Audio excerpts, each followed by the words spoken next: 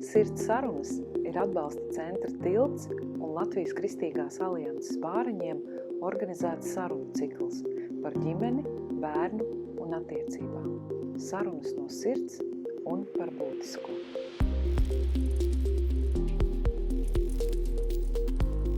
Labdien, dārgie sirds sarunu klausītāji un skatītāji! Es esmu Dace Rence, un šodien mans īpašais viesis, kā katru reizi, katrs viesis ir īpašs, un šodien tā ir auģu mamma Andra Hmeņicka. Sveika, Andra!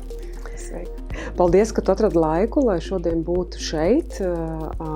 Mēs ar tevi esam pazīstams jau labu laiku, un es vēroju tevi un tavas ģimenes pieredzi, un man šķita, ka ir pienācis īstais laiks, lai tu ar savu enerģiju, ar savu pieredzi, kur tu esi uzkrājusi, strādājot ar bērniem visdažādākajās jomās un situācijās, lai tu padalītos arī ar citiem. Un es ticu, ka tā būs svētība, iedrošinājums mūsu klausītājiem un skatītājiem. Tā kā paldies tev vēlreiz.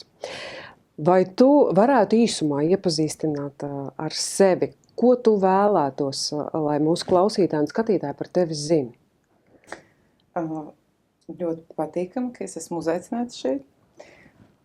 Ja man ļautu runāt, es varētu stāstīt ilgi un dikti, bet pats galvenais laikam ir tas, ka es esmu vienmēr strādājusi ar bērniem.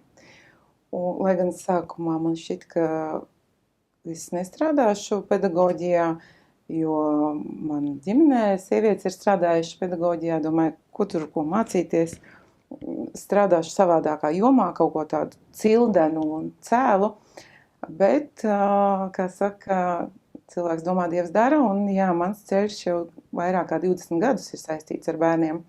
Sākumā biju audzinātāja, pēc tam skolotāja, tagad es esmu bērndārza vadītāja, un plus mamma saviem bērniem, kuri jau ir lieli, un arī auģu mamma 3 pusauģiem.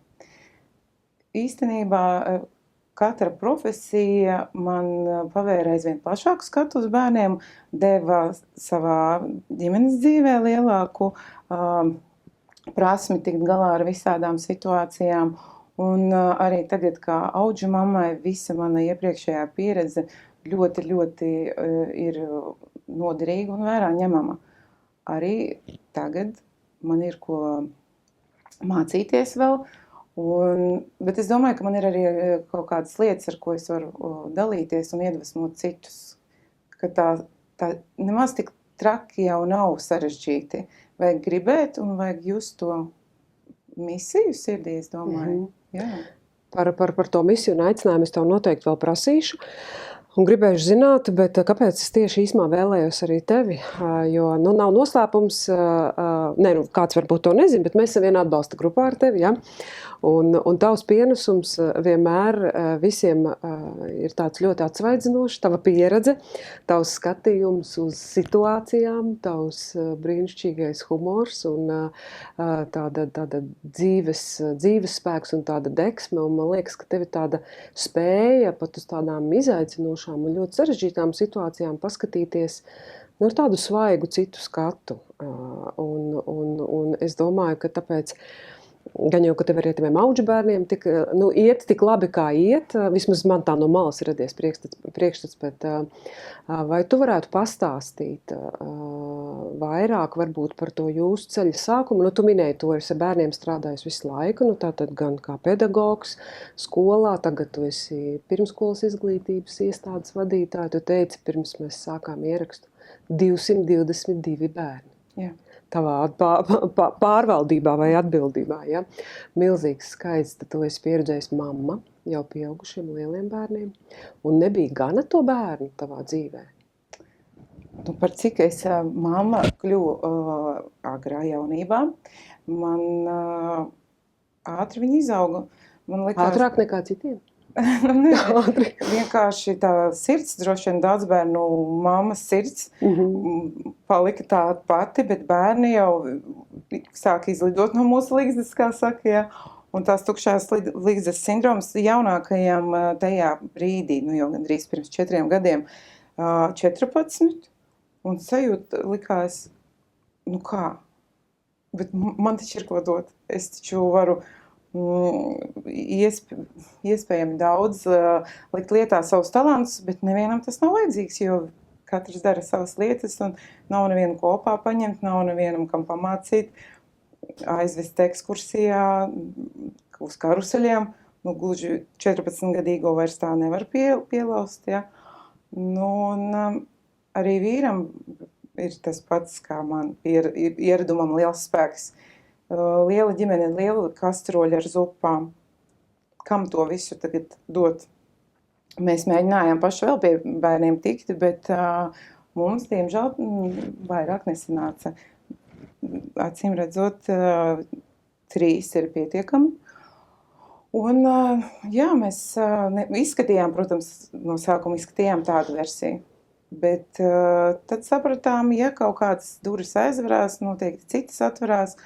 Turklāt mūsu draudzēm mēs zinām, ka ir arī cilvēkiem, kuriem ir auģu vecāku pieredze, tas ļoti arī iedvesmo un var redzēt, kā tas dzīvē notiek īstenībā.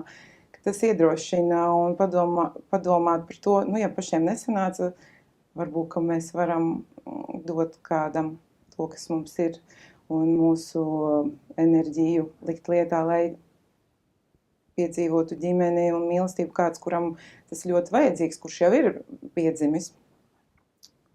Tā mēs ar vīru runājot sapratām, ka jā, vajadzētu un likt lietā. Nevaram mēs pierast pie tās tukšās mājas. Mēs vēl esam salīdzinoši tādā vecumā, kad varam vēl 3 bērnus izaudzināt.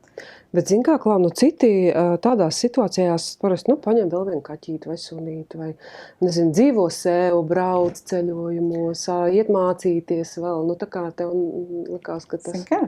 Man ir, es esmu mācījusies, man ir 3 augstākās izglītības, tā kā to jau es esmu mēģinājis.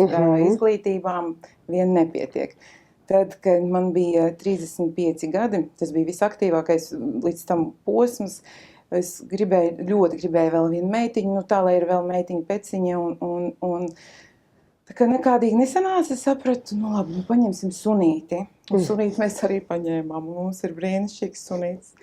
Bet to vietu, to bērnu vietu sirdī nevar aizpildīt, ne sunīts, ne kaķītis. Jā.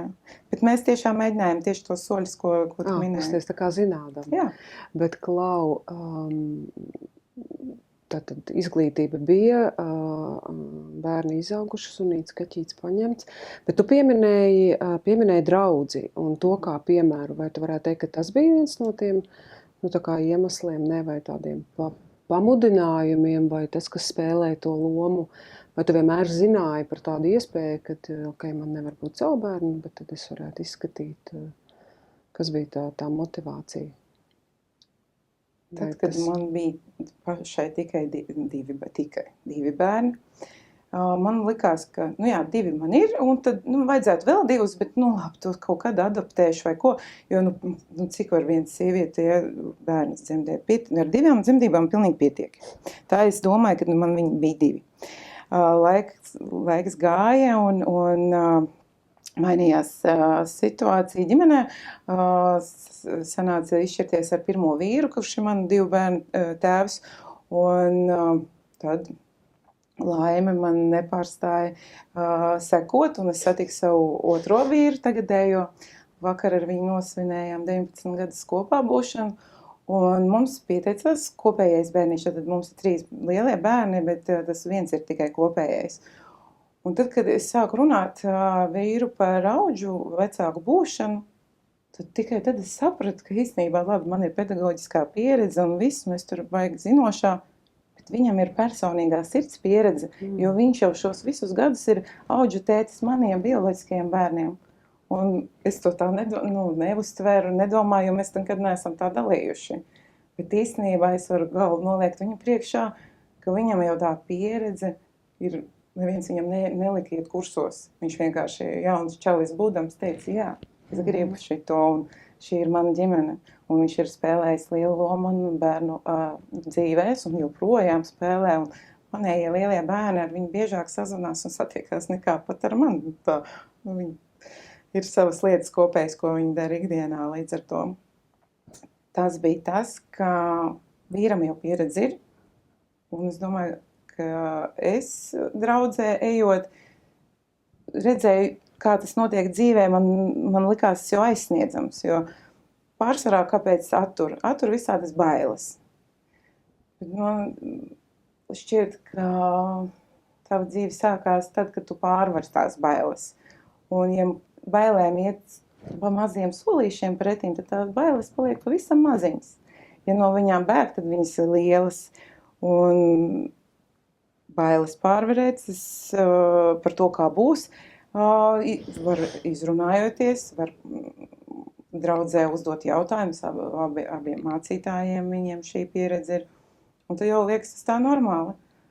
Un vēl, ja pieņem, ka kļūdīties ir cilvēcīgi, tad zinot mūs, ka mēs ar vīru esam dažādas situācijas pieredzējuši, izdzīvojuši un tikuši galā ar dažādām kļūdām, mēs viens otram devām to uzticības kredītu, ka jā, mēs to varēsim, mēs mēģināsim. No sākuma jau nebija arī tā, ka visi ideālie apstākļi mums no sākuma vajadzēja visu to radīt un sakārtot, bet ja pietiekami abi grib, tad var. Tad ļoti daudz ko var. Andra, tu teici 4 gadi pagājuši. Ja? Oktobrī būs tieši 4 gadi, kopš mēs uzņēmām puikas, jā. Jā, laiks skrien, mēs tikāmies toreiz apmācībās, kad jūs vēl tikai uzsākāt šīs mācības, tagad ir pagājuši 4 gadi, jums ģimenē, kā tu teici, ir 3 audžu bērni. Kas par šo laiku ir mainījies tevī un ko šī pieredze tev ir devusi? Varbūt, ja tu vari atcerēties, kā bija pirms tiem 4 gadiem, kad tu tikko spēri šos soļus, lai kļūtu par audžu ģimeni, un priekšā bija tik daudz nezināmā, un tagad ir 4 gadi pagājuši.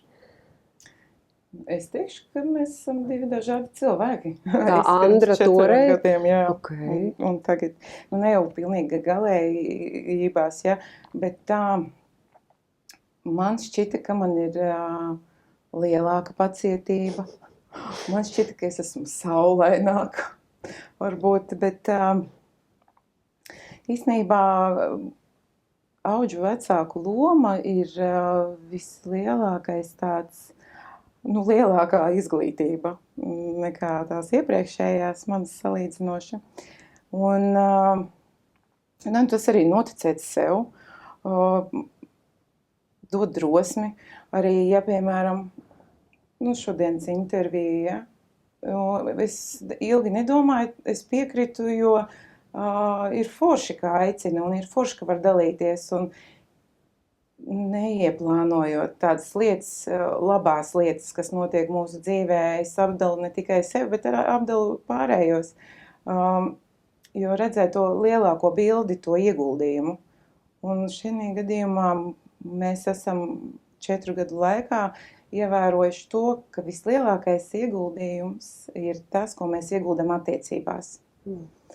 Šo 4 gadu laikā mēs ar vīru esam piedzīvojuši arī krīzi, ka likās, laikam, ka mums ir jāiet katram savu ceļu, ne jau, ka nodarot kaut ko tīšprāt pāri viens otram, vai ka jūtas būtu pārstājuši būt vienam pret otru.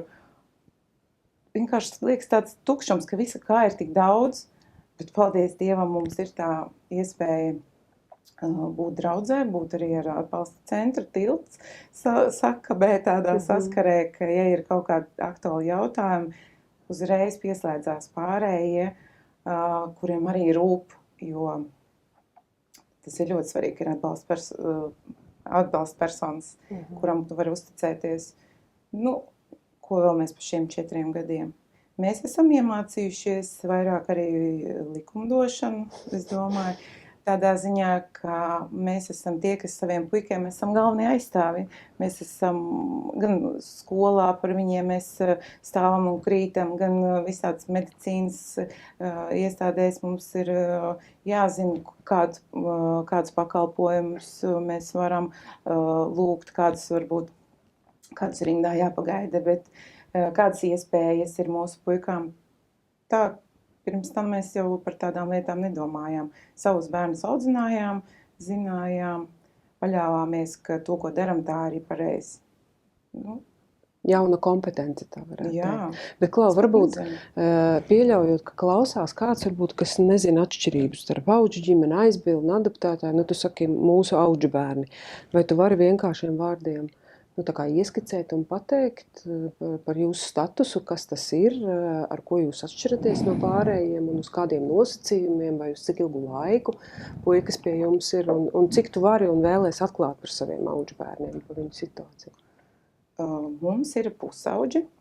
Paņēmām mēs 2 brālīšus no sākuma 22. gada oktobrī. Un bija tā, ka mēs no sākuma ar vīru nebijām līdz galam izlēmuši kādu vecumu, kādu dzimumu. Mēs tikai zinājām to, ka ņemsim 2 vai 3, jo mēs esam daudz bērnu ģimeni.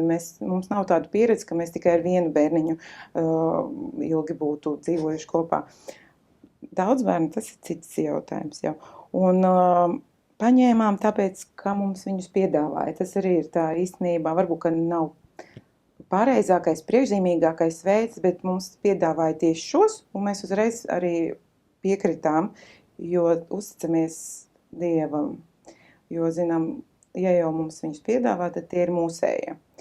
Mēs apzinājāmies to, ka viņiem ir bioloģiskie vecāki, ar kuriem būs jānodrošina tikšanās. Tātad, ar ko ir atšķirība auģu ģimene? Ar to, ka viņi aug mūsu ģimenē tik ilgi, kamēr vai no bioloģiskai ģimenei tiek atgriezts viņu apgādības tiesības, vai arī līdz pilngadībai, tātad līdz 18 gadiem. Mēs apzināti šo soli arī ņēmām, spērām, jo zinājām, ka šie būs mūsējie puikas, un mēs viņus atbalstīsim līdz tiem 18 gadiem, jo atpakaļ, diemžēl, nebūtu iespējams bērniem atgriezties ģimenē. Taču uzturēt kontaktu ar bioloģiskiem vecākiem, tas ir mūsu pienākums, un tas ir arī tas, kas ir nepieciešams pašu bērnu identitātes nostiprināšanai. Jo lieli bērni, viņi jau visu ko saprot, un jo atklātāk un drošāk mēs ar viņiem runājam par tām lietām, kāda viņiem būs nākotne, kādas viņiem būs iespējas, kādas ir viņu tiesības, jo tās attiecības ir labākas. Un tad, kad mūsējie puikas 1,5 gadu bija pie mums dzīvojuši, mēs bijām tik saraduši kopā, ka šķita, ka ir vēl viena vieta, vēl viena istabā, ir vēl viena vieta sirdī, un man nelika tā doma mierā. Vīrs prasīja, vai tiešām man nav gana, un es teicu, man nav gana, un jāzvana tieši tai pašai sociālajai darbiniecei, kuru mums šos puikas piedāvāja, un viņa bija laimīga, un viņa teica, tieši tagad ir viens puisīts, arī 9 gadi, kuram mēs ļoti, ļoti meklējam mājas, un jūs vienkārši piezvanījāt īstajā laikā, jo vairākas ģimenes bija plānojušas viņu pie sevis ņemt, bet tad viņiem piedāvāja citus variantus, un šis puisītis palika tā kā atkal gaidīšanas režīmā. Un es ļoti paļaujos uz to, ka sirds tiek uzrunāta īstajā laikā, un man sirdi uzrunāja. Un arī puikām mēs prasījām, kā gribētu vēl vienu brālīti, kuram arī dzīvē nav viegli gājis, un ka viņš varētu ar jums arī būt kā ģimene, viena vesela ģimene. Un piekritā, un viņiem likās, ka tas ir tāds tā kā nometnē, ka vēl viens grupiņas biedrs un tā. Bet nožēlojuši mēs neesam neviens šo soli, un tas bija pareizais lēmums. Arī 3. puika pie mums dzīvos līdz 18 gadiem. Tas jau nenozīmē, ka 18 gadus iestājoties mēs tūlīt pat kļūstam par svešiem cilvēkiem. Tas nozīmē vienīgi to, ka mēs līdz tiem 18 mums ir tāds terminēts tas laiks, kurā mums ir jāspēj nodrošināt tam cilvēkam pareizi izpratni par dzīvi, par sociālām vērtībām, parādīt iespējas, kā viņš kā jau pieaudzis cilvēks būs un ko viņš tad, kādas izvēles izdarīs un kā to dzīvi uzsāks pats patstāvīgi. Skaidrs, ka es domāju, mums kontakti paliks un mēs tiksimies un rūpi viens par otru turēsim, bet tā atbildība mums ir likuma priekšā tad līdz tiem 18 gadiem. Bet, zin kā, Andri, no jūsu gadījums viņš nav tāds baigi tāds tipisks, es nezinu, man gribētos teikt. Pirmkārt, 3 puikas. Jā. Parasti cilvēki grib māziņus, bebīšus, tā, kur tur vairāk varbūt tu vari ielikt, veidot, ietekmēt. Jūsu puikas bija jau tādi izveidojušies, jau tādi, es gribu teikt, tādi, ne jau puscilvēki, bet jau tādi pusaudzīši, agrīnie, ja? Ar savu pieredzi, ar savu pārliecību par lietām, vai tev nebija bail? Bail jau vienmēr ir, un tas ir labi, un tas ir veselīgi. Ja nebūtu bail, tad tā atbildība būtu mazāka, es domāju. Mēs nezinājām, kā būs. Mēs pieņēmām, ka mēs izdarīsim pareizākos lēmumus tajā brīdī, kad viņi būs jāpieņem. Mēs gribējām abi divi saglabāt savu spēju strādāt. Tāpēc mēs priecājamies, ka mums izkrita lielāka vecuma bērni. Skaidrs, ka ir kaut kāda mirkļa, kad es esmu pati pie sevis domājis, ir ka 9 gadi būtu tas pēdējais vecums, kurā vēl var bērnā kaut ko ielikt. Ir tādi mirkļi bijuši, bet šobrīd es priecājos, ka mums bērni ir tieši tādā vecumā, kā ir. Un katrs bērns ir individuāls gadījums. Es esmu redzējusi 11 gadnieku, 15, kur iekļaujās tik ideāli ģimenē, ka nekad mūžā nepateiks, ka tas bērniņš ir tikai kādu laiku šajā auģu ģimenē.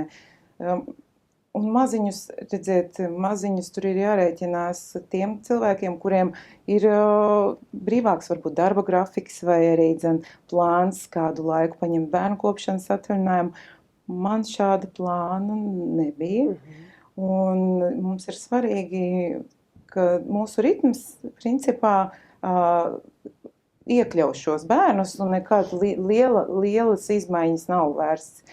Pat dzīvojot ar šiem bērniem, es esmu sev lielākus izaicinājumus pat karjeras ziņā pieņēmusi, un arī pateicoties tam, ka es jūtu, ka man ir kam piemēru rādīt, kurus iedvesmot, turpinu arī visu kaut ko jaunu mācīties un uzņemties atbildību un piekrist grūtiem izaicinājumiem. Tas ir tieši kā motivēt sev dzīves kvalitāti arī pašai celt un viņiem rādīt, kā var dzīvē lietas risināt, neskatoties uz to, ka tev varbūt dzīves sākums nav bijis pats vieglākais. Vai tu esi domājis par to, vai kaut kādus secinājumus izdarījis? Kā tas ir arī tiem bērniem? Labi, tu ej uz to lēmumu, tu mācies kļūt par auģu ģimeni, tu tā kā gatavojies, un tad ir tas zvans, ja? Un jums tas zvans bija diezgan ātri, man liekas, pēc tā statusa iegūšanas, ja? Un kad ir tā iespēja paņemt tos bērnus, bet tad ir tie bērni, kuri principā, viņi ir no tās situācijas, kur viņi ir, un viņi tiek atvesti pie pilnīgiem svešiniekiem, un viņiem tagad te būs apmēram tavas mājas, jā, es nezinu, vai viņi jūs sauc mammu un tētis, bet apmēram šie būs tagad jūsu ģimene. Kā tas ir viņiem? Tā viņa novērojama. Protams, tas būtu jautājums, kas būtu jāuzdod bērniem, bet kā tev šķiet, ko tu esi redzējusi, cik tas viņiem bija izaicinoši, viegli, grūti, dabīgi, kā tas viņiem bija? Es domāju, ka viņiem tas bija absolūti kaut kas jauns un tā kā iespēju. Viņi to skatījās, manuprāt, ka tagad šeit mēs dzīvosim, mums nenormālīgi ātri jāiemācās iepatikties šiem cilvēkiem. Viņiem bija tāda doma, ka viņiem pat pirmajā naktī viņi bija tik aizkustināti no pārmaiņām, ka zīmēja tādus emocionālus zīmējumus un rakstīja tur arī, ka nedrīkst bēdāties un tā mēs būsim laimīga ģimene. Tā ļoti emocionāli tā zīmējumi, protams, ka es esmu saglabājusi. Un to naktī viņi faktiski nevarēja aizmigt un zīmēja, jā. Un es tagad atskatoties atpakaļ jautāju viņiem bija svarīgi redzēt, viņi ļoti iemācījušies izdzīvot. Un, lai izdzīvot, ir iemācījušies kā nolasīt cilvēkus un mēģināt viņiem iepatikties. Un tas sākumā viņiem, es domāju, tāda spriedze tāpat bija, jo nevarēja jau zināt, ja cilvēks ir dzīvojis situācijā, kur viņš nevar uzticēties tiem, kas ir vistuvākie, tad pilnīgi svešiniekiem uzticēties tā no pirmā mirkļa ir ļoti grūti. Es domāju, ka mūsu uzticība savstarpējā padziļinājās tieši uz kļūdām, tieši uz tām situācijām, kur varbūt viņi rīkojās netik labi, kā gribētos.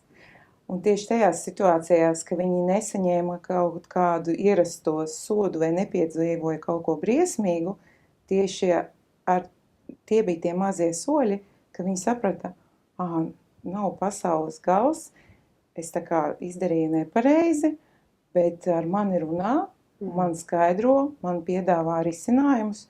Tas bija kaut kas viņiem jauns, bet ar katru gadu tās attiecības aizvien ciešākas un ciešākas. Un tagad jau man liekas, ka citreiz jau manu labo sirdi tā izmanto un jau skatās ar tām acīm, ja, ka kaut ko grib pierunāt vai izdīgt. Nu jā, bet sākumā tās iepriekšējās viņu pieredzes zīmēja to bildi, ka kaut kas var notikt ļoti, ļoti briesmīgs. Jā. Tu atceries, tu noteikti atceries to dienu, jūs viņus atvedāt mājās. Jā. Ar mantām viņu, bez no kurienes, kur viņi bija, tie bērni? Mēs statusu ieguvām piekdienā un zvanu saņēmām pirmdienā. Tad mums bija 2 brīvdienas starpā. Bet ceļš uz to statusu mums kaut kādi 2 gadi gāja, kamēr kursi un visas atļaujas un arī dzīves vietu mums vajadzēja izplānot. Jā. Un tad, kad mēs saņēmām pirmdienas zvanu, man teica, ka ir puikas 2, kuriem rītā, kuri tiks izņemti no ģimenes, un vai jūs esat gatavi viņus ņemt pie sevis. Par cik arī kursos un cik mēs zinām par visiem bērnu traumatiskajiem faktoriem, jo mazāk ir pārcelšanās, jo bērnam ir vieglāk. Un tāpēc mēs arī sapratām, ka jā, mēs negaidīsim vēl kaut kādu laiku, kamēr viņi tiks izmitināti krīzes centrā, bet tai otrdienā, kad viņus paņems sociālais darbinieks, atvedīs uz bāriņtiesas telpām, sagaidīs, kad es kā skolotāja pabeidzu savu darbu stundas un aizbraucu pakaļ. Un es tā arī darīju. Es biju tā, ka es aizbraucu uz bāriņtiesu un izgāju jau no tās mājas, no tās ēkas, pie katras rokas ar vienu puisīti. Un, lai gan viņiem bija 11 un 9 gadi uz to brīdi, viņi izskatījās stipri mazāki. Jā, un arī jaunākais, man šķiet, ka jaunākais ir tas, kurš ir vecākais, bet īstenībā izrādījās otrādāk. Jā, mēs pa telefonu neko daudz arī neuzzinājām, zinājām tikai vecumu, zinājām, ka ir bilingvāli bērni, un jā, ka viņiem ir ļoti vajadzīgs mājas. Mēs vienkārši nevarējām savādāk izlemt. Mēs sapratām, ka tie ir mūsējie, tieši tos, kurus mēs gaidījām un gribējām. Un tu iegāji bāriņtiesā un tu teici, sveiki, puikas, es esmu Andra. Jā. Brauksiet pie manas dzīvot. Jā. Un viņi teica, jā. Jā. Man bija tāda skaista hūts. Es vispār tā kā tu viņus šarmē. Jā. Es biju dāma ar cepuri. Un viņi nevarēja satraut. Jā. Bet tad sākās arī tas, ka bērniem jau dažādas pieredzes ir vajadzīgas. Nav runa tikai par tām negatīvajām, ko viņi ir pieredzējuši, ir par tām pozitīvajām, ko viņi nav pieredzējuši. Un manējie bērniņi nebija braukuši automašinā. Un tad tas brauciens, vai arī ļoti īsu posmu, vai vispār. Jo tas bija arī tā, ka jāpierunā, lai iekāp, un jāpierunā, lai pareizi apsēžās un piesprādzējās. Un tur man šķita, ka mēs līdz mājām neaizbrauksim, jo es tā nepierastās situācijas likās, ka tikai neizkāp man ārā vai nepaliek slikti. Jā, iesākums bija tāds. Par tādām lietām mēs parasti nedomājam, ka mēs sakam, kādu bērnu kaut kur aizvedīsim vai kā. jā, šis jau pirmā pieredze bija tāda, un tā, kad es atbraucu mājās, domāju, paldies Dievam, viss ir kopā, viss ir veseli, viss ir kārtībā. Un tad tu viņus ievedi mājā, un tu teici, puikas, tagad jūs te dzīvosiet, vai kā tas bija? Tu atceries? Sagaidīja sunītis un kaķītis, un tas ir tie vispār. Tie mums ir eņģeļi uz zemes, kuri dara savu darbu, un viens viņiem par to nemaksā, un tā dzīvnieku būšana jau padara to pirmo kontaktu savādāk. Jau, ja bērns, ja ir vienkārši telpa un nav kur to aci, kur to sirdi piesiet, tad ir savādāk, bet ja tev ir pretīm kaķītis, kas nāk pieglaužās un sunīts, kurš luncina asti, tas ir pavisam savādāk. Tad tie jau ir pelnījuši ļoti daudz kārumus visu mūžu garumā par savu auģu mājdzīvnieku darbu. Tad vīrs manējais atbrauca mazliet vēlāk laikam. Jā, ar dēlu iepazinās, dēlam tobrīd bija 14 gadi un tā. Un viņi šo te situāciju arī atspoguļoja tajā zīmējumā, ko es minēju, kad bija tur tā mūsu māja uzzīmēta, un tad tā kā blakus tāds kvadrātiņš un tā kā piešūts klāt tas kvadrātiņš. Un tad mūsu mājā mēs esam uzzīmēt es, kur domā, domu mākonītis, un tur 2 brālīši, viņi sevi tur iezīmēja. Tad mans vīrs, kurš domā, ka viss ir ok, ja, un jaunākais dēls tur kaut kāds arī īpaši stilīgs simbols bija. Un sunīts un kaķītis, un tad viņi to savu daļu, kur viņi abi divi tā kā piešū klāt. Jā, man vajadzētu tev atsūtīt to bildi, lai tu redzētu, par ko es runāju. Tik emocionāli spēcīga tā bilde, ka viņi tā kā piepotēti jā. Tai mājai vai ģimenei. Un ļoti, ļoti aizkustinoši. Un es, pirmajā vakarā mēs domājam, kā liksim gulēt un tā, un kaut ko tur stāstījām, kaut kāds jautājums viņi uzdeva.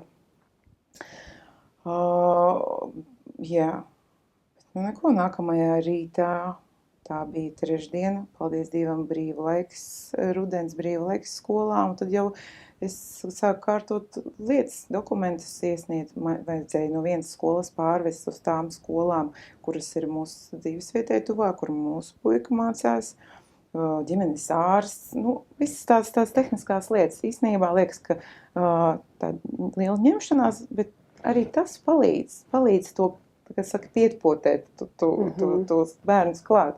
Ka viņi nāk pie mūsu ģimenes ārsta, viņi ir tajās skolās, kur jau manējie ir gājuši, ja. Tā dabīgi to visu sakārtot. Jo ātrāk to izdara, jo vieglāk atkal ieiet ritmā. Un mūs viņi nesauc par tēti un mammu, jo šiem bērniem jau ir tētis un mamma īstie, kurus viņi savādāk nedēvēs. Un mums arī nebija tāda nepieciešamība laikam, mums par cik jau ir savu bērni, mēs esam saukti gan par mammu, gan tēti, un mani vecākie bērni manu vīru sauc par papu, jo viņiem arī ir savs tētis, kur viņi ciena, bet Aigaru saukt par Aigars, nebija kaut kā, man likās, kaut kā nav tā kā savā ģimenē iekļaujoši. Un patēvs, un mēs ātri par papu viņu saucām, līdz ar to ir mamma un paps. Bet šiem puisīšiem, mēs esam auģu māma un auģu tētis, ļoti garš vārds. Un sākumā viņi mani sauc par ķoķu Andru, kopā skanēja ķoķa Andra, vispār tā interesanti, jā.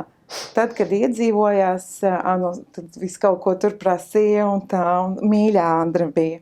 Tagad ir vienkārši Andra. Andra parastā, kurai var uzticēties, ar kuru visu kaut ko var sarunāt un kura nekad nepametīs situācijā, kurā būs jāpiedzīvo kaut kādas bailes vai nenoteiktība. Tagad jau es varu teikt, ka visiem ir tā drošības sajūta. Jā. Bet tu atceries to mirkli, varbūt abi kaut kāda situācija, kad tu saprati, tie ir manējie. Tā, ka viņi ir tā kā piepot, viņi pieaug, viņi kļūst par daļu, kad mēs jau esam tā kā vienota ģimene. Tas ir sarežģīts jautājums, jo... Vai tas tā kā pamazām visu laiku notiek, vai varbūt bija kaut kāds tāds viens notikums, kad tu saprati, nē, es pie viņiem stāvēšu un kritīšus un pieņēmus, vai tas bija jau no pirmās dienas, vai tomēr bija vajadzīgs kaut kāds laiks? Visās attiecībās jau ir tie cikli. Ja? No sākuma iepazīšanās cikls, tad tur ir medus mēneša cikls, ka liekas, ka labāk nevar būt, un tad ir tas vilšanās cikls, ja, ka liekas ārprāts, vai tad šitā vispār vajadzēja. Un tad tie cikli ir normāli, dzīves cikli visās attiecībās, arī šajās. Un, manuprāt, tad, kad es sapratu, ka es varu nebūt tik perfekta un nebūt visu laiku tāda, tā piemērs, tad es saprotu, laikam, ka nav tāda, sajūta, ka ir kādi vēl, ne tikai ģimenes cilvēki, bet, kādi, tā kā netik tuvi, teiksim, nezinu, sveši, man liekas, sveši izklausās šausmīgi, tādi, pat ciemiņi, es nezinu, cilvēki, kuru priekšā tu nevari būt līdz galam tāds, kāds tu esi parastais, ka tev jāietur kaut kāds rāmis. Man liekas, tas ir tas posms, ka tu viņu klātbūtnē kļūdies, un tad pārunāt, un saprot, bet ģimenē mēs visi esam vienādi, un katrs kļūdās, un man nav jābūt tam ideālēm, kuru vispār nevar satikt, Jā, jo vieglāk es sāku uztvert sevi savas kļūdas viņu klātbūtnē. Tas, man liekas, bija arī tas posms, ka es saprotu, jā. Un vēl droši vien tad ir kaut kādas situācijas, kur jāpārstāv viņus, tur, piemēram, kaut kādas skolā, kaut kādas situācijas, kur man ir jāiestājās, un tad man divu domu nav kā. Protams, tie ir mani puikas, viņi pietiekami daudz dzīvē jau ir cīnījušies un pieredzējuši dažādas pieredzes, un es neļaušu viņus apbišot. Ar ko tu man asociējies? Vairākām labām lietām, bet viena no tām ir par to, kā tu cīnies par tām viņu mācībām. To tu parasti ļoti kolorīti un iedvesmojoši dalies. Protams, ka daļa no tā ir tavs pedagoga gēns vai tavs aicinājums, mācīt un tik pacietīgi ar viņiem ņemties, un tas tev noteikti ir palīdzējis. Bet tu esi fenomenālu darbu izdarījusi un daudz viņos ieguldījusi, lai tiešām arī akadēmiski tu ļoti ar viņiem esi strādājusi, vai ne? Tev liekas, tas ir katram pa sasniedzams vai izdarāms, vai tomēr tur tādam pedagogam vajadzētu būt? Nē, es varu pateikt tā, mans iekšējais pedagogs no sākuma, pašā sākumā ārpats ņēmās, es centos izdarīt neiespējamo. Labi, ka man tie puikas nesāk ienīst, jo man likās, ka katram taču sevis cienīgam cilvēkam ir jāpalīdz mācīties bērniem, ir jāskaidro un jāstāsta un jāparāda un piemērs un tā.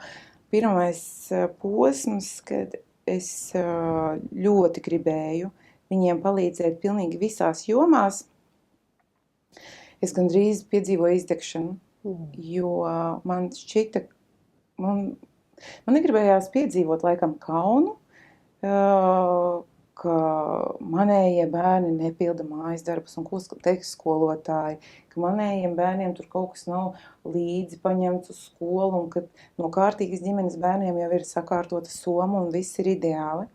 Un tad to savu perfekcionismu rāmīti es kaut kā laikam automātiski viņiem gribēju uzbāzt virsū un ļoti pie tā strādāju. Un tad, kad es kārtīgi aplauzos, tad, kad es redzēju, ka šis nav tas, kam es esmu viņiem domāta.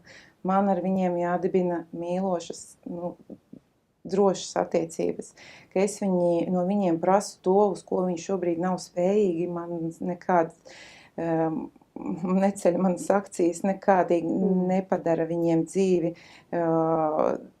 labāku, nekā viņi bija iepriekš. Es viņus faktiski ar tām mācībām gribot palīdzēt, parādu, ka viņi nav gana labi. Un to es sapratu tikai kādu laiku vēlāk, un tāpēc, kad tu saki, ka es esmu ļoti daudz ieguldījusi, jā, es no sākuma centos, bet tagad es saprotu, ka akadēmiskās prasmes nav galvenais, uz ko ir jākoncentrējas, jo tāda cilvēciskā attieksme, tāda cilvēciskās pieredzes ir jāļauj arī bērniem saprast pašiem, ka var palikt uz otru gadu. Jo man likās, kā man neviens bērns mūžā nekad nav palicis uz otru gadu. Man pedagogam, Jā, tā kā ārpats kauns, un negods. Bet tad, kad viens no puikām palika uz otru gadu, tikai tad viņš saprata, ka tā ir viņa atbildība. Jo viņš pat savam klasbiedram teica tā, nē, es nepalikšu uz otru gadu, jo, Andra visu kaut ko izdarīs. Jā. No vienas puses super, tā ir tāda uzticība, ka cilvēks ir pārliecināts, ka es dabūšu gatavu pat neiespējamo, bet no otras puses es tad iemācīju to bezpalīdzību, ka tu pats jau nevari, tikai Andra ir tā, kas tagad tu visu sakārtos. Un es skolotājiem teicu, ka mēs nāksim uz vasaras skolu, mācīsimies, un ja puika spēs un tiks galā, tad pārceļam. Ja nē, tad diemžēl. Kā atlaidi? Jā, es atlaidu grožus, un tas bija labākais, ko es varēju, jo tagad ir pašmotivācija. Okay. Kaut ko saprata? Saprata, un arī tagad nav tā, ka ir ideāli, un, protams, ka nav man uz 10, es nemaz negaidu, un tas tiešām ir tikai ļoti perfekcionismu vadīts, tas nepieciešamība pēc augstām atzīmēm. Galvenais, lai tas cilvēks atbild par savām rīcībām un saprot cēloņu sakarības. Šobrīd ir tā, ka jau man saka, zini, man tur nesanāca, bet es aiziešu konsultācijām. Jau nevis es saku, tev nesanāca, tev jāiet uz konsultācijām, konsultācijas saraksts ir tāds un tāds, un man 4 skolnieki, un tad es atveru, kurā tur blociņā man ir par kuru bērnu sarakstīts, un visam sekoju līdzi. Jā, es sekoju līdzi, bet es sekoju līdzi kā klātesošs, mīlošs un uzticams cilvēks, nevis kā kontrolieris, kā visgudrākais pedagogs, un kurš tad tagad visiem noteiks, kādas atzīmes jāpelna. Šīs attiecības man ir parādījušas ļoti daudz ko. Ka nevienmēr tas sasniegumi ir tas, uz ko jāvērš tā uzmanība. Var tādus sasniegumus nesasniegt, bet draugam palīdzēt atrast pazudušo maku, kad visi ir aizgājuši. Tādas sirds lietas. To ne visi, kuriem ļoti augstas akademiskie sasniegumi, pamanīs kā tie, kuri ir piedzīvojuši dažādas situācijas, paši kļūdījušies un paši pazaudējuši maku, piemēram. Jā. Tā akadēmiskā lieta, tā bija tā viena, ko es minēju, kas man ar tevi saistās, un otrs ir, kas īstenībā nav bieži sastopams, lai gan liekas, ka vajadzētu būt katrai auģu ģimenei. Tā, man liekas, ir tāda liela empātija un cieņa pret to bioloģisko ģimeni. Tu ļoti centies uzturēt tās bērnu attiecības ar bioloģisko ģimeni. Vai tas tev vienmēr ir bijis tāds skaidra lieta un pašsaprotams, vai arī tur ir kaut kāds, kaut kāds darbs vai brīnums noticis, vai varbūt tu nedaudz var iedot ieskatu klausītājiem, skatītājiem, kā tas, un ko nozīmē tā saskarsme, kāda ir tā ikdiena auģu ģimenē, kad ir arī tā bioloģiskā ģimene klātsoša bērnu un tavā dzīvē? Ir dažādi bijis. Iesākumā bija tā, ka puikas nebija gatavi tikties ar saviem vecākiem. Mēs piedāvājām, jautājām, ne. Kāds pusgads bija, ka mēs klausoties puiku viedoklī sapratām, ka, ja puikas negrib arī bāriņtiesas pārstāve teica, ka galvenais ir tas, kā jūtas bērni. Ja bērni jautātu un lūgtu, mēs gribam satikties, protams, mēs meklētu ātrāk iespēju satikties, bet par cik tas pusgads bija tāds, ka viņi psiholoģiski nobriest tam visam, saprot, kā tagad iejūtās un tā. Tāpēc, pēc pusgada mēs tikāmies atbalsta centra telpās. Tā bija pietiekami droša vieta, un mēs jau tos cilvēkus nebijām redzējuši, līdz ar ko tas ir svarīgi, ka ir arī kāds no atbalsta personāla klāt, kas arī fiksē, un ja ir kaut kāds padoms vai kaut kāda rīcība, ko tūlīt ir jāizmaina, tad ir tas iespējams. Un, pirmās tikšanās bērni saprata, ka nav tik traki. Arī vecāki kādreiz, kad tiekās, atnes kaut kādu cienastu vai kaut kādu mīļu mantumu no mājām. Līdz ar to tas tā normalizē to tikšanos. Tāpat tā nav ierasta situācija. Tā ir tāda varbūt bikla mazliet saruna, bet ar laiku jau mēs tad, kad iepazināmies, izlēmām arī ārpus atbalsta centra tikties. Piemēram, kādā kafejnīcā, kur bērni ēd kaut ko garšīgu un satiekās ar vecākiem, pārunā lietas, kas ir noticis, kas ir jauns viņa dzīvēs. Mēs to tā kā maksimāli normalizējām. Bet iesākumā, jā, bija tā. Man arī šķita, ka kā būs, ka es tikšos un varbūt, ka man ir kaut kādas iekšējas pretenzijas, ka maniem puisīšiem, varbūt nav gājis tā, kā būtu, manuprāt, jāiet. Bet es nopriecājos tādā ziņā, ka mēs neesam mainītās pozās. Es esmu tā, kas var būt tā kā atbalsts un tas cilvēks, kas dod, nevis kam ir jālūdz. Un saprotot to, ka katram bērnam mamma, viņa bioloģiskā vienmēr sirdī būs, un tas ir pareizi un tā ir labi, tad viņu veselībai un viņa personībai šādu iespēju nodrošināt, bet maksimāli drošā vietā, drošos apstākļos. Un arī no sākuma varbūt vecākiem bija tādas iekšējas bailes, ko mēs teiksim, varbūt viņi baidījās, ka mēs varbūt nosodīsim, bet mūsu attiecībās galīgi nav tādas tēmas, kā pārunājam pagātne. Mēs dzīvojam tagad, mēs runājam par to, kā bērni jūtās, ko viņi dara, kas viņiem patīk, un tādas pagātnes vai īsti nākotnes pārcelāšanas nav.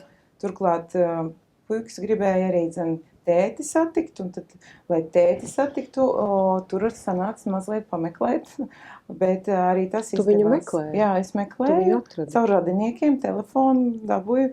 Jā, diemžēl arī tētis nevar pie sevis bērniņus paņemt, bet viņš katru reizi, kad tiekās, viņš to savu mīlestību pauž. Un, manuprāt, katram bērnam ir jāzina, ka viņu mīl. Un mūsējie ir ieguvēji tāpēc, ka viņiem ir divi pāri vecāku. Tie, kur ir bioloģiskie, un tie sirdī mīl un pa viņiem domā. Un mēs, kur esam ikdienā klāt un kuri rūpējās un mīl ar savu klātbūtni, ar visu savu ģimeni. Tu nekonkurē ar viņiem? Tas nav iespējams. Vai ne? Jā. Un puikas, vai viņi jautā kādreiz, viņi to tēmu paceļ par vecākiem, par pagātni ar jums, vai kāda tev tā sajūta, viņi grib par to runāt, vai?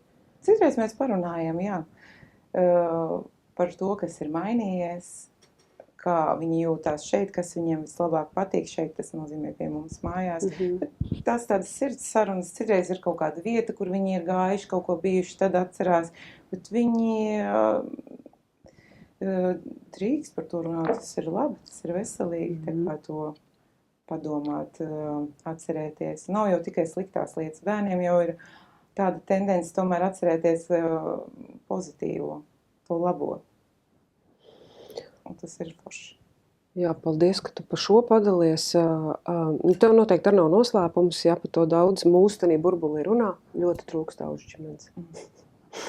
Vai tev ir kaut kāda ideja vai kaut kāds, nezinu, doma, kā mēs varētu uzrunātāji aizsniegt vēl kādus cilvēkus? Es nezinu, tu esi kaut kā secinājusi vai domājusi, mīļie cilvēki, šis jums ir jāzina par aužu ģimenes būtību, šis ir, kāpēc tas būtu jādara. Šī brīnišķīga iespēja padalīties, pastāstīt un pēc tam šo visu pārsūtīt cilvēkiem tālāk, bet jā. Zin kā, es esmu tāda liela runātāja, un man tas, ka es esmu auģumā, man tas ir sagādā ritīgi prieku. Es lepojos ar savu lomu sabiedrībā, reāli lepojos. Un tad, kad es, piemēram, kaut kur braucu, piemēram, uz grāmatnīcu, ja, septembris, iedomājieties, man ir 4 skolnieki, tātad apvākot, cik vai grāmatas, daudz. Un tad, kad es esmu grāmatnīcā, un tad man tas cilvēks, kas tur arī strādā, es viņai saku, man vajag tagad redzēt, es saku, maniem auģu puisīšiem ir tik daudz grāmatas, man viņas vajag visas forši apvākot. Un es par to sarunu, es dalos ne jau tāpēc, ka es lepojos, es lepojos, bet arī man tā doma ir parādīt, ka tas ir forši, un kur es esmu dzīves piemērs, un es to daru, un nav nekādu problēmu. Un tā sieviete tieši man arī jautā, kā? Es saku, uzrakstiet man Facebookā, noteikti visu pastāstīšu droši, es saku, nenožēlosiet, bērnu ir daudz. Un arī tad, kad kā vadītāja pie manis nāk bērniņš bērnu dārzā, iekārto vēl kaut kādiem jautājumiem vai tā, un es vienmēr saku, jā, man ir 6, 3 bioloģiskie un 3 auģi. Un es dodu iespēju, ja kāds gribēs, viņš pajautās. Jo es arī mūsu draudzē mācītājiem jau arī jautāju, kā tas ir iespējams. Un tā informācija jau var uzdrošināties kāds jautā tikai tad, ja redz, kam. Piemēram, ja tu audzē burkānus, par burkāniem es tev prasīšu, bet ja tu man nekad nepastāstīsi, ka tu audzē burkānus, es neiedomāšos tev par burkāniem prasīt. Fakts. Un no vienas puses liekas, ka cik var stāstīt, un ko tu tur stāsti visiem, ka tu esi auģu mamma. Bet tāda es esmu, un es sapratu to, ka savādāk to savu pieredzi, nedaloties savā pieredzē, es apdalu tos, kuri varbūt tās no šīs pieredzes arī varētu kaut ko iegūt. Un, kā jau es teicu, ja mēs no kaut kā baidāmies, tad mēs atturam sevi no labākas dzīves, kas būtu aiz tām bailēm. Un pat, ja cilvēks pieņem lēmumu, uzreiz nekļūt par auģu ģimeni, bet par viesģimeni. Viesģimene tas nozīmē, ka var bērnamā bērnu dzīvojoši ņemt uz brīvdienām, kaut kur vest ekskursijā vai pie sevis ciemos, jau socializēt, jau radīt tās pozitīvās emocijas, tās pozitīvās pieredzes. Tas arī ir variants. Ja? Labāk ir iedot stundu bērnam un savu mīlestību un uzmanību, nekā viņš vispār nekad to stundu nesaņems. Katra stunda, katra minūte, kas ir ieguldīta attiecībās, tā ir zelta vērta. Mēs nekad nevaram zināt, cik mēs ilgi būsim viens otram, bet ja tajā laikā, kad mēs esam viens otram, varam būt vēl kādam blakus, kāpēc neizmantot iespēju? Aiz bailēm kļūdīties, aiz bailēm, kā nevarēs no šīs pieredzes kaut kā veselīgi tikt ārā, nav tā taisnība. Risinājums vienmēr ir, un nekad neuzzinās, ja nepamēģinās. Un ir jāklausās mazāk tajos, kuri ir stāsta visādas briesmu stāstus par to, kādam tur gāja. Jā, jo pozitīvais stāsti ir stipri vairāk, bet ar tiem jau neiet uz priekšu un neklaigā, manuprāt. Jā. Kādus tu redzi tos savus auģu bērnus vai auģu bērnus vispār? Ko tu gribētu, lai cilvēki, kuri nekad nav ar šo jomu saskārušies vai dzīvo tiešām citā burbulī, ko lai viņi uzzinātu par šiem bērniem? Kādi viņi ir, kā tu teiktu, kā tu raksturotu? Ja mēs gribam sabiedrību drošu un iekļaujošu, tad mums ir jāsāk ar sevi, un tad šie bērni, man liekas, ir tie, kuriem ir vieta sabiedrībā, un sabiedrība sākas ar ģimeni. Un ja mēs runājam un neko lietas labā nedaram, tad arī tas tikai tā paliek runāšanas jomā. Es redzu, ka sāpināti cilvēki sāpina citus cilvēkus, jo mēs vairāk pievērsīsimies uzmanību uz šos sāpinātos bērnus, pieņemsim un dosim viņiem tās pozitīvās pieredzes, normālu apstākļus, kur viņi var izaugt par pozitīviem cilvēkiem, tad arī šādas situācijas mazināsies, ka būs jautājums par ģimenēm, no kurām jāizņem bērni. Jo tas jau nenotiek vienās dienas laikā. Šis ir jau laika jautājums, kad sāpināts bērns izaugs par sāpinātu pieaugušo, kurš turpinās sāpināt citus. Un mums ir tas uzdevums rādīt viņiem to iespēju, kādas dzīvē, ka var izvēlēties arī savādāku ceļu, un viņiem jau ir vajadzīga mīlestība un tā vadība, ka man nav vienalga, es viņā redzu, ka viņš būs tas labais tētis vai labais dakteris vai vienalga kādus tu talantus viņos saredzi un dot to virzību. Mēs runājam daudz tagad pusauģiem par to, kas viņi kļūs. Nu, un katram tur runājam, tu varētu mācīties tur, tajā skolā, un tu varētu tur. Un tad vienu dienu pēc tās sarunas man pienāk jaunākais un prasa, viņš saka, Andra, kas es gribēju kļūt? Aizmirst cilvēks. Tā kā, jā, vismaz vai mans tas skatījums, viņš ir noticējis tam skatījumam manam un pieņēmis viņu par savējo. Varbūt tas izklausās tā dīvaini un tā, bet tā ir stipri labāk, ka cilvēkam ir tas virziens. Pat, ja viņš aizies pavisam uz citu profesiju, citu amatu, tik un tā, viņš zina, ka viņa dzīvībai viņa ir jēga, ka viņš var daudz ko sasniegt un viss ir viņa rokās. Skatoties uz piemēru, kā dzīvojam mēs, kā dzīvojam mūsu draugi, kā dzīvo mūsu draudze, ne jau tikai mēs dodam viņiem to drošību, arī tā vide, un viņi skatās, kā mācītāji ģimenes arī ir audžu vecāki. Viņiem tas ir normāli, viņi nejūtās tā kaut kādi īpašie, kuriem nav paveicies, tieši otrādāk. Mūsu vidē tas ir normāli. Un jūsu burbulī. Jā, mūsu burbulī. Viņiem par to nav jākaunās. Nu, manuprāt, 100% mēs ne par vienu cilvēku nevaram teikt. Ja? Katram gadās, lai pirmais akmeni met tas, kurš ir bez grēka, ja? Gadīties var bioloģiskiem bērniem, audžu bērniem, visādi var gadīties. Bet balstoties tikai uz to, ka var gadīties un nepieņemt lēmumu dot kādam cilvēkam dzīvē iespēju piedzīvot ģimeni, es neuzdrošinātos tā. Tu noteikti arī dzirdējis daudz kaut kādus mītus vai sastapusies ar kaut kādiem aizspriedumiem par audžu bērniem vai audžu ģimenēm. Ne? Kaut kas nāk prātā, varbūt ir kaut kas, ko tev gribas pateikt. Jā, protams, tas bet tā nav, ir tā. Es nezinu, ir taču citādi. Tas ir no cilvēka atkarīgs. Tas ir ļoti no cilvēka atkarīgs. Nevar pateikt, kā kaut kas beigsies. Visi bērni ir bērni. Nav svarīgi, vai audžu bērns vai bioloģiskais. Katram ir savs raksturs, katram ir sava tā dzīves dziņa. Un mūsējie, manuprāt, mums ir labākie audžu bērni, kāds var gribēt. Un to es vienmēr saku, jo es tam ticu. Un es esmu gatava uzņemties atbildību par to, kas tad mums izdosies. Jā, es domāju, ka tā gatavība rīkoties pēc situācijas. Es dzīvoju šobrīd, es nezinu, kā būs rīt. Vai šobrīd ir pareizais lēmums, ka es esmu audžu mamma viņiem? Jā, šobrīd ir. Un tā uz priekšu. Tikai vienu solīt, tikai vienu rītdienu. Un tā.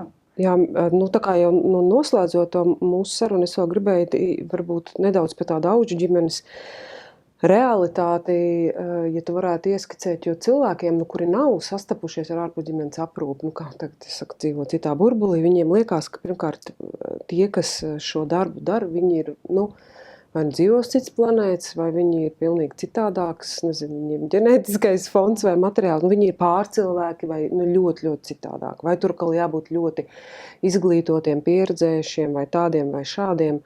Kā tev liekas, kā ir būt, kāda ir tev pieredze audžu ģimenei tagad? Ko tas nozīmē? Kāds ir pieejams atbalsts? Varbūt ieskicē nedaudz tādu audžu ģimenes ikdienu un profilu. Atbalsts ir, tur jāskatās arī no katras pašvaldības un katra atbalsta centra iespējām, bet Dievs katram bērniņam iedod savu maizes klaipiņu līdzi, un par šādu domu, ka tagad būs viņiem grūti maizīti nopelnīt, galīgi nav jādomā. Ja cilvēki reāli, viņi domā ārprātis, tagad mana audziņa jāsaskalda vēl vairākās daļās. Ir tā, ka par bērnu pašvaldība parūpējās un nav tā, ka jāapdala savējie, lai varētu iekļaut vēl kādu ģimenē bērnu. Tas ir viens, otrs ir daudz iespējas atbalsta centrs sniedz, kā bērniem ir dažādas ekskursijas, dažādas meistarklases, dažādas nometnes ar līdzfinansējumu. Līdz ar to tas arī ir vieglāk. Nav tā, ka jābūt ārkārtīgi finansiāli pārbagātiem, lai varētu to uzņemties tādu atbildību. No cilvēciskā, nu kā, jāizvērtē tā iespēja, vai ir vieta dzīves vietā vienai gultiņai, skapītim un rakstām galdam, kas faktiski ir galvenais, kas tam bērnam ir jābūt, jānodrošina atbilstoši viņa vecuma izmēriem, ja? Par ko vēl ir jādomā. Godīgi jāizrunā ar saviem ģimenes locekļiem, jo ar tiem, kuriem zem viena jumta dzīvo, tiem ir jābūt vienisprātis, ir jāpiekrīt šim solim, jo nevar tā pierunāt kādu, kurš īstenībā negrib, un tad viņš katru reizi, kad būs kaut kāda situācija, kur pateiks, es taču teicu, noteikti to arī pateiks. Tāpēc jāpabrīdina arī draugus, savus tuvākos, jo tas tomēr ir tāds vērā ņemams faktors, jo var gadīties, ka draugi ļoti atbalstīs, var gadīties, ka draugi teiks, zini, laikam, ka mēs nebrauksim ciemos. Arī savām bailēm, arī saviem pieņēmumiem. Mūsu situācijā, principā, draugi mums nemainījās, jā. Mūsu loks tikai un vienīgi paplašinājās. Mēs esam ļoti bagāti ar jaunām draudzībām. Savukārt dzīvesvietu gan mums vajadzēja mainīt, mums vajadzēja sadalīties tā, ka mēs ar vīru un mūsu bērniem dzīvojam atsevišķi no pārējās ģimenes, jo visi nebija viensprātis, ka varētu piedalīties tādā lietā kā auģu bērnu audzināšana. Jo pat, ja dzīvo, protams, atsevišķās istabās un tā saskara, tas troksnis ir tas, ko cilvēki varbūt domā, nē, paldies, šitie 3 jau lieli ir izauguši, vēl mēs vairs negribam. Tu domā par savu paplašināto ģimeni, ne? Jo kāds no tavas mazās ģimenes vienības tagad ir aizgājis prom, tāpēc, kad manu bērnu vecvecāki jau ir viņus izaudzinājuši, viņiem ir pietiekami. Jā, vecvecāki. Jā, vecvecākiem ir jādod tiesības atpūsties. Viņiem nav obligāti jābūt spiestiem iemīlēt un rūpēties par kādu, kurš nav pēc viņu piekrišanas ģimenes loceklis. Ir jāņem vērā, tas jāsadzird. Tā pasargājot gan tos bērnus, gan arī sevi no tādām situācijām, jo foršāk ir aizbraukt ciemos pie omītes, kurš tam ir gatavojusies, nevis kuru omīte nav nakti gulējusi, jo, piemēram, ja maziņu bērnu paņem, kurš ir traucējis miegu. Tas ir tas, ko jārēķinās, un kas vēl? Es nezinu, katrs jau mēs esam unikāls, bet ja tā sirdī ir tā doma bijusi kādreiz, mēs varētu kādam bērnam kaut vai sestdienā noorganizēt foršu pasākumu vai pikniku, tad ir jāmēģina, jo nekad neuzzinās, kāds ir. Es noteikti iesaku mēģināt uzrunāt cilvēkus, var arī, ir taču tagad mentori, auģu vecāki mentori, piemēram. Pirms visu sākt kārtot oficiālus dokumentus, var atbalsta centrā pajautāt, vai ir kāda ģimene, kura labprāt parādītu, kā viņiem iet, to ieskatu. Un, man liekas, auģu vecāku pulks ir tik atvērti un sirsnīgi cilvēki, ka viņi ar mieru būs pastāstīt īsto dzīves situāciju, to realitāti, ar ko ir jārēķinās. Jo neviens no auģu vecākiem nebūs ar tādu ideju kādam kaut ko iesmērēt. Ar bērniem tā nevar, un tas tiešām nestrādātu, tad, neviens tādu atbildību neuzņemtos, ja būtu tādi mērķi. Var padalīties ar savu situāciju, un tad tam cilvēkam vienkārši jāizsver, vai tas ir viņa interesēs, vai tas ir tas, ko viņš var dot un dalīties. Mūsu gadījumā auģu ģimene mēs esam līdz bērniem 18 gadiem. Ir dažādi veidi. Ir tādi, kuri maziņos bērniņus, kuri, piemēram, dzemdību namā atstāti un pieņem uz laiku. Tur ir skaidrs, ka tas bērniņš aizies adaptācijā, bet to klātesamību arī tajā dzemdību namā tam bērnam ir vajadzīgs tas cilvēks. Un kādam ir tāda sirds dāvana būt tam mazulītim. Klāt, Es nevaru visas receptes pateikt un nezinu, kā kuram. It sevišķi tiem, man liekas, kuri ļoti, ļoti grib bērniņu, bet pašu bērniņš vēl nenāk. Šī būtu tāda iespēja pirmā apskatīties, kā ir izjust to brīnišķīgo brīdi, ka tā mazā dvēselīte tev ir uz rokām un tu saproti, ka tas ir tas, ko tu vislabāk, ko tagad var darīt uz pasaules. Es domāju, jāmēģina ir. Neviens nenosodīs, ja nesanāks. Neviens nenosodīs, un arī paši, kas ir mēģinājuši, un tā pieredze varbūt bija īsa, vai varbūt ne tāda, kā gribējās, tik un tā viņi ir ieguvēji, pat ja nesanāca. Jo tas, ko iegulda otra cilvēka dzīvē, ir nenovērtējams un neatmaksājams, manuprāt. Paldies, Andra, ka tu dalies ar savu pieredzi, ka tu iedrošini citus. Paldies, ka tu biji gatava atnākt uz šo sarunu un pastāstīt par jūsu ceļu un motivāciju. Vai ir kaut kas tāds, ko es nepajautāju tev? Un ko tu gribētu pateikt vēl mūsu klausītājiem vai skatītājiem? Varbūt kāds, kurš šaubās, nevar saņemties, spērt to soli, vai gaida kādu zīmi no debesīm, vai varbūt ir kaut kas, ko tu gribi vēl noslēgumā pateikt vai novēlēt. Es domāju, ka ir jāuzticās savai sirds balsī un jāmeklē informācija, jāmeklē cilvēki. Viena saruna, viens zvans, viens rokas stiepiena attālumā. Jūs esat no kāda bērna, kuram tieši jūs varat padarīt šo pasauli labāku. Es domāju, ka tas ir tas, ko iedziļinās un padomā, īstais cilvēks sadzirdēs. Tie, kas klausās sirds sarunas, arī droši vien ir iemesls, kāpēc viņi klausās sirds sarunas. Jo ar sirdi mēs jau saprotam, kad mēs nostājamies tās situācijas priekšā, darīt vai nedarīt. Un, ja sirdī ieklausās, es domāju, tur vienmēr ir pareizā izvēle. Paldies tev! Paldies, dārgie skatītāji un klausītāji! Jūs jau dzirdējāt Andras brīnišķīgo ieteikumu, jāklausās sirdsbalsī un jāmeklē informācija. Plašu informāciju jūs varat atrast palīdzbāriņiem.lv. Jūs varat uzrunāt atbalsta centru Tilts vai kādu citu jums līdzās esošu dzīvesvietai vai sirdī tuvāku atbalsta centru, piezvanot arī savai bāriņtiesai, vai ja tā ir arī kāda aužu ģimene vai kāds cits cilvēks, kurš ir uzņēmis bērnu ģimenē, noteikti sniegs jums padomu un atbalstu. Meklējiet mūs, variet zvanīt mums, varbūt arī Andru var atrast kaut kur sociālos tīklos, noteikti.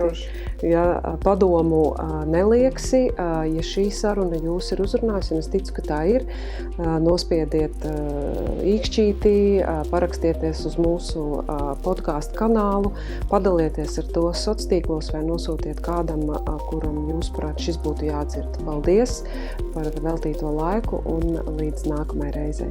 Vislabāk!